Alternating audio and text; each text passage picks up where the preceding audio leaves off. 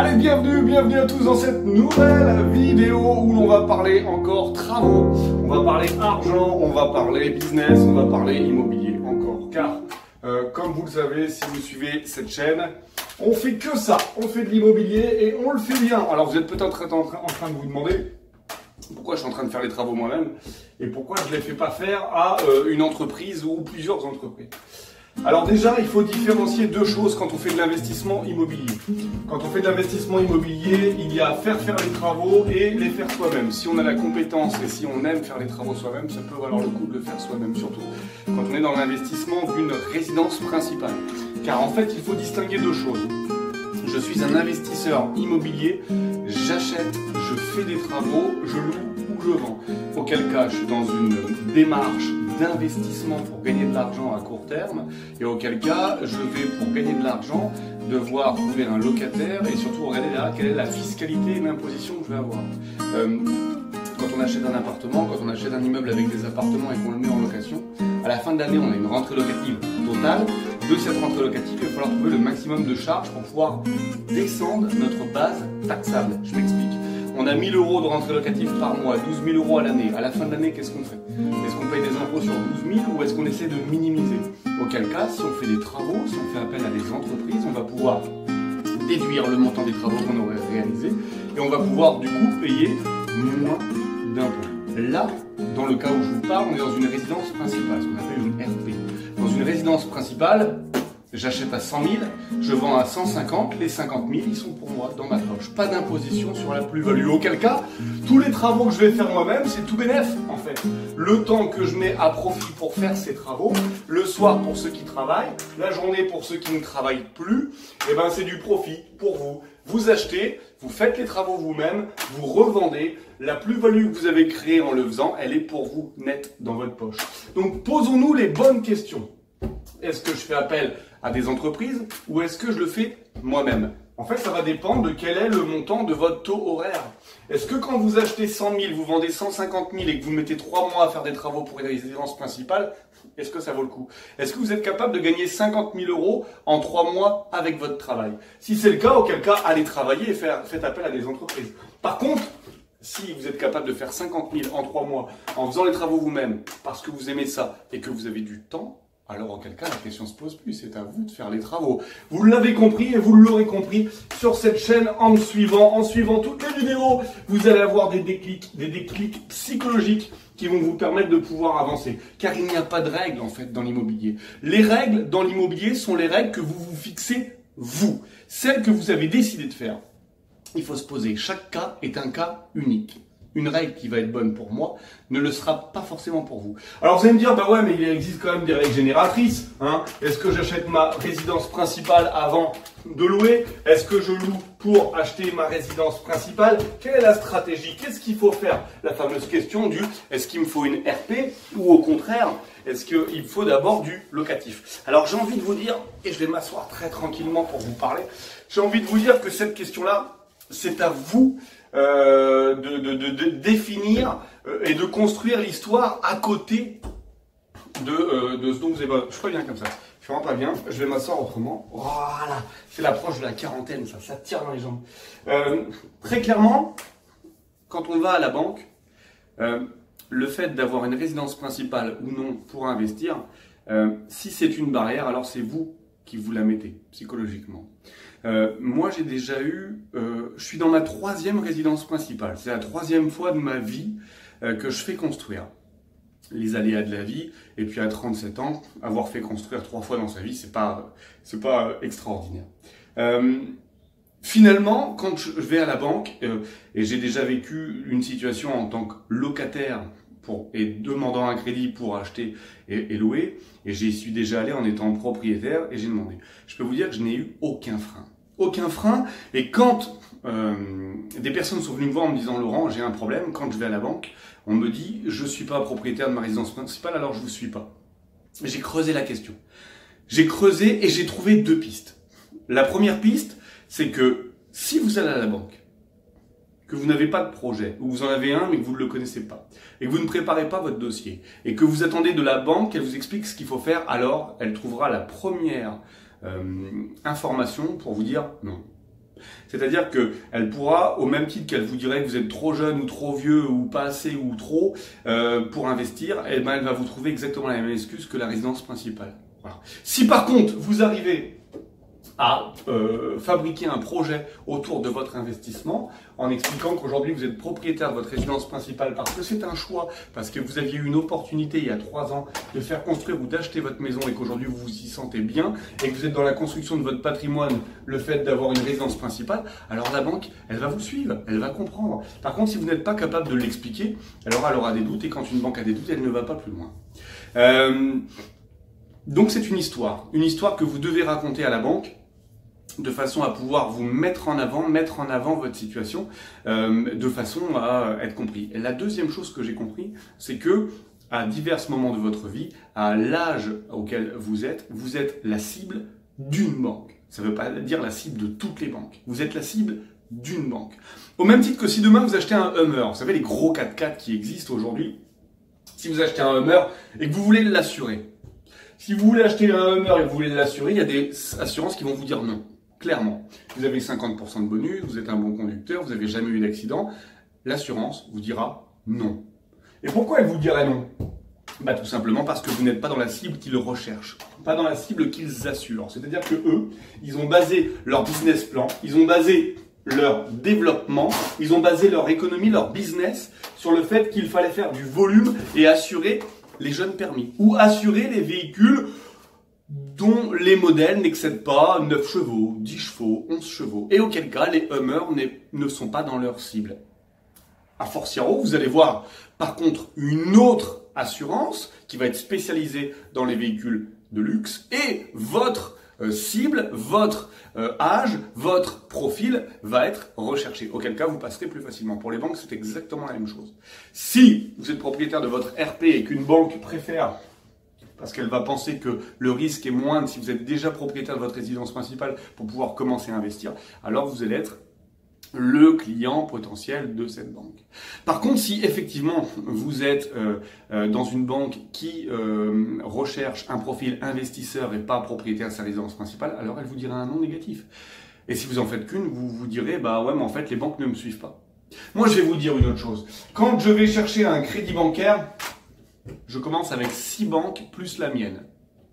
C'est-à-dire que je vais voir ma banque, je lui dis voilà j'ai un projet d'investissement, est-ce que vous pouvez étudier mon dossier? Et puis ensuite je vais voir 6 banques complètement différentes, avec le même dossier. 6 banques, je prends rendez-vous et je leur demande est-ce que vous voulez que je sois votre client? Est-ce que vous voulez que je sois chez vous? Est-ce que vous voulez que je prenne une carte bleue? Est-ce que vous voulez que je prenne une assurance vie chez vous? Est-ce que vous voulez que j'ouvre un PEA chez vous? Est-ce que vous voulez me récupérer? Alors pour ça, c'est très simple. Il va falloir croire en mon projet. Et mon projet, le voici. Je vous l'explique. Comment il est composé? Pourquoi il va se louer mieux que les autres? Pourquoi il va se louer plus vite que les autres? Pourquoi moi et pas un autre? Pourquoi j'ai acheté à cet endroit-là et pas un autre emplacement? Je vais tout détailler. Je vais donner également le montant des loyers que je vais percevoir. Je vais donner également le montant des biens si je les vends à la découpe. Je vous achète aujourd'hui dans un immeuble 3 appartements à 300 000 euros. Sachez que ces appartements valent 150 000 euros pièce. Si on devait les revendre à la découpe, on est à 450 000. Monsieur, je vous demande de me prêter 300 000. Si demain, puisque tout est hypothéqué, bien sûr, si demain vous récupérez, vous les vendez aux enchères, les 300 000, vous les avez récupérés, ça fait 5 ans que j'ai payé, 5 ans pour vous. Il n'y a aucun risque à me suivre, monsieur. On y va comme ça? Qu'est-ce qui fait qu'on ne ferait pas affaire ensemble? L'idée, c'est de vraiment mettre ensemble en pièces votre dossier pour que la personne, en fait, elle se dise en face de vous, mais qu'est-ce qui fait que je ne suivrai pas cette personne? Vous devez vous vendre. Vous devez vous vendre, vous, en tant que profil, qui vous êtes, c'est-à-dire, si vous travaillez, combien vous gagnez chaque mois, à l'année, vos relevés de banque, votre situation, votre épargne, si vous en avez, vos crédits, si vous en avez. Ça, c'est la première chose qu'on avait appelé l'état civil. Première chose. Deuxième chose, c'est le projet, ce qu'il faut mettre en avant. Un peu comme si vous étiez dans une séduction, c'est-à-dire que si vous voulez séduire quelqu'un, vous avez 7 minutes, speed dating, vous êtes en face. Qu'est-ce que vous mettez en avant? Vous construisez une histoire. Vous n'avez pas commencé à raconter quand vous étiez gamin, vous chiez dans votre couche. Eh ben, c'est exactement la même chose. Vous êtes en face de quelqu'un que vous devez convaincre, alors vous embellissez la mariée. Vous mettez en avant tout ce qui fait que vous pouvez rassurer la personne qui est en face de vous. Donc, vous voyez, clairement, il n'y a pas de profil. Il n'y a pas de profil pour faire des travaux. Il n'y a pas de profil. Regardez, je vous parle, je suis en train de faire des travaux. Tout ça, je l'ai appris au fur et à mesure d'acheter, de rénover, de faire. Parce que il faut être curieux, il faut être opportuniste, il faut être motivé, il faut avoir envie. C'est un peu des synonymes tout ça, mais ça résume bien l'état d'esprit que l'on doit avoir quand on veut faire de l'immobilier. Vous savez, c'est pas tout le monde qui achète un appartement, 2 appartements, 5 appartements, 10 appartements, 50 appartements, 100 appartements dans sa vie. Vous n'êtes pas comme tout le monde. Alors c'est peut-être en vous, peut-être que vous avez envie d'acheter parce que vous avez vu faire quelqu'un, mais peut-être que c'est un sacerdoce et que vous le voulez. C'est ce qui m'est arrivé la première fois que j'ai acheté, j'avais 19 ans, je ne savais pas pourquoi j'achetais, mais j'ai acheté. J'ai acheté une résidence principale. Peut-être parce que j'ai été en étant gamin, mes parents ont acheté une résidence principale quand ils avaient 25 ans. Et puis, toute mon enfance, j'ai entendu qu'il fallait acheter une maison et ne pas jeter l'argent par la fenêtre. Je ne sais pas si vous l'avez entendu, cette expression. Moi, elle a résonné tout le temps dans ma tête. Et finalement, ne pas jeter l'argent par la fenêtre, ouais, mais si tu achètes une résidence principale et que tu payes pendant 20 ans et que tu n'investis pas, t'as acheté l'argent par la fenêtre. Parce que dans ces cas-là, l'argent que tu as mis dans ta résidence principale, pourquoi tu n'as pas acheté 5 appartements à la place ? Et ces 5 appartements, au bout de 20 ans, ils te rapportent plus qu'une maison que tu as fini de payer. Parce que c'est bien de ne pas payer de loyer tous les mois parce que tu es propriétaire au bout de 20 ans. Mais ce laps de temps, pendant 20 ans où tu n'as rien fait, où tu as seulement payé tous les mois et que tu t'es levé le matin pour aller bosser et que tu as remboursé, on ne pouvait pas me le dire, moi, ça à l'école. Mes parents, ils ne pouvaient pas me le dire. Ils ne pouvaient pas me mettre en face, sur une table, et me dire, Laurent, tu as 2 possibilités maintenant. Soit tu vas à la banque et que tu demandes 200 000 euros. Et avec ces 200 000 euros-là, tu te sors 4 appartements qui vont te rapporter. Dès le premier mois et au bout de 20 ans, ces appartements, ils vont te rapporter plus que si tu n'avais pas à payer un loyer tous les mois. Ils ne pouvaient pas me le dire, ça. Plutôt que de me dire, tu vas acheter une résidence principale, tu vas acheter une voiture neuve de marque française, si de préférence, un chien, te mettre en ménage, et puis on te paiera une belle vaisselle pour ton mariage. C'était pas possible. C'était compliqué. Ouais, c'était compliqué. Et tu sais pourquoi c'était compliqué? Parce que même eux, ils ne savaient pas. Ils n'étaient pas au courant. Et tu sais quoi? On souffre pas de ce qu'on ignore. Donc quand on ne sait pas, alors on n'en parle pas. Mais la différence, et si vous regardez encore cette vidéo jusque maintenant, c'est que vous vous posez la question. Donc certains d'entre vous sont déjà passés à l'action. D'autres pensent le faire, d'autres sont en train de le faire au moment où je parle. Et vous vous posez la question, vous êtes le déclencheur du changement de votre génération. Et ça, c'est très fort. Parce que grâce à vous, votre génération, elle va monter d'un cran. Et c'est très compliqué ce que vous êtes en train de faire, parce que c'est hyper compliqué, parce qu'il n'y a rien de plus compliqué que d'être un déclencheur de génération finalement. Parce que jusque maintenant on faisait comme ça, votre tante faisait comme ça, votre oncle faisait comme ça, votre père, votre mère, votre grand-mère, votre grand-père faisait comme ça. On ne peut pas remonter beaucoup plus haut, après ils sont morts. Et tout le monde faisait comme ça. Et les gens attirent les mêmes personnes qu'ils sont. Donc, votre tante, votre oncle, votre beau-père, votre père, votre grand-père, le frère par alliance, le cousin, etc. ont la même réaction. Et moi, quand à 19 ans, j'ai acheté ma première maison, que c'était une résidence principale, j'en parlais à toute ma famille me disait « Il n'est pas extraordinaire, Laurent. Il n'est pas nul. Il fait simplement ce qu'on lui a demandé. Et ça, c'est top. Et pour cela, on l'applaudit. Mais c'était pas bon. C'était pas ce qu'il fallait faire. Mais je le savais pas. On m'avait expliqué qu'il fallait le faire, alors je le faisais. Ok? Si demain je te dis qu'il faut que tu démarres en deuxième de ta voiture, tu vas me dire, mais non, je démarre en première, d'abord le 1. Je te dis non, en deuxième, tu as plus de couple. S'il neige, ce sera mieux pour toi. Ah, ok, d'accord, je savais pas. Ben non, on te l'a pas dit. Donc on souffre pas de ce qu'on ignore. C'est exactement la même chose dans l'immobilier. Donc il faut que tu changes ta mentalité. Ça prend du temps. Il faut que tu changes ta motivation. Ça prend du temps. Il faut que tu te formes. Ça prend du temps. Il faut que tu te casses les gueules pour te relever. Ça, c'est super important. L'échec fait partie de la réussite. Je me suis cassé la gueule.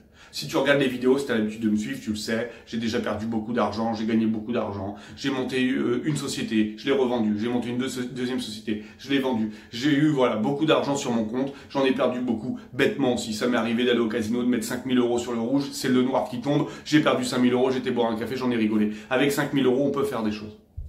On peut en faire des choses. Mais il faut échouer pour réussir.